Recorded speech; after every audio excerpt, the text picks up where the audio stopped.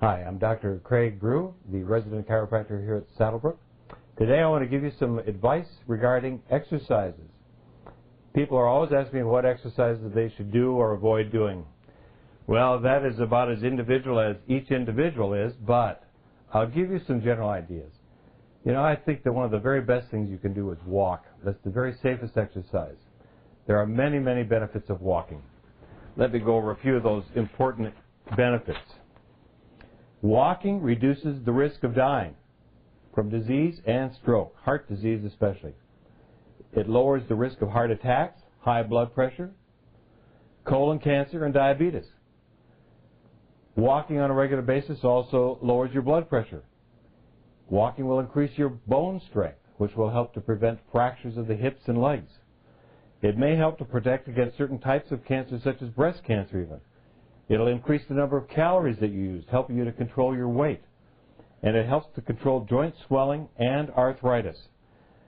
So it's just going to help you feel better. You're going to have more energy. This area is such a beautiful area to walk. You know, I am not especially a big fan of these treadmills. You keep doing the same thing over and over and over. And it isn't really teaching you a lifestyle exercise. By that I mean this. If you walk on a treadmill, you have a machine that is moving, or a treadmill that's moving toward you all the time. In real life, there's no such thing. Once in a while when you go to the airport, there's a treadmill that's moving with you and you're walking with that. But I find that people actually walk differently. You know, you're going to learn better proprioception, which is your feeling of your limbs and where they belong. When you walk, you know where your feet are. It teaches you proprioception and balance. And I think that if you start walking on a treadmill, you start really walking differently. So get outside, enjoy these beautiful days, and go on a nice walk. There's nothing that is going to be better for you than a walk. I also want to show you a very few short exercises that can be beneficial. But before you start doing any exercises, make sure that it's safe.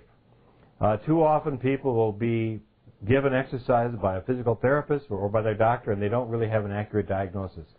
It's very seldom a simple little sprain or strain.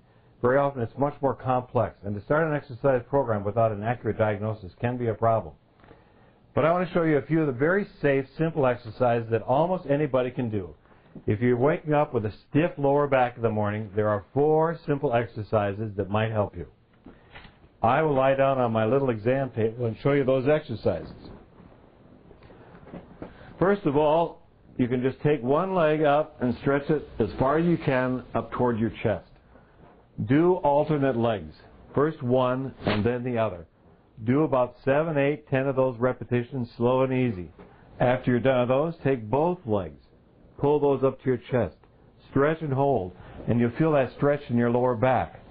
Then you can put your legs at a 90-degree angle to your body and do a gentle rotation where you just let your legs drop to one side and then to the other. You can do this while you're in bed, before you ever get up. If you're waking up stiff, consider doing these exercises. After you're done with those, do a gentle pelvic lift. By that, I mean this. You just raise your pelvis up as high as you can.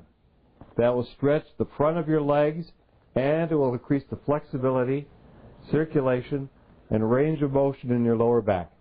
Those are 4 very effective and simple exercises. So consider those, but before you do any exercises, see your chiropractor first. And that's my health tip for today.